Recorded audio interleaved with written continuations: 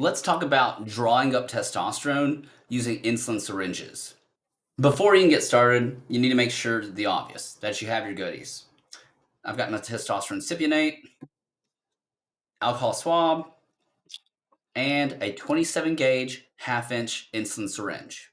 Okay, I'm starting from the point where I've already injected a little bit of air in there, and now I'm going to pull back the plunger, and I personally pull it back about halfway. You'll start to feel a little bit of resistance within inside of the barrel itself. Now, after you pull it back about halfway or so, and it starts to trickle a little bit in there, if you let go, it'll actually hold it there. Now, as you can see, it's not exactly the fastest process. It fills up relatively slowly. Usually it takes about a minute or so, but for some people, they prefer this. They like the fact that they get a lot more comfort using such a small needle, such a small syringe, that being a little patient to do this process is actually worth it for most folks. And when all's said and done, you got this little guy right here, and he is ready to rock and roll.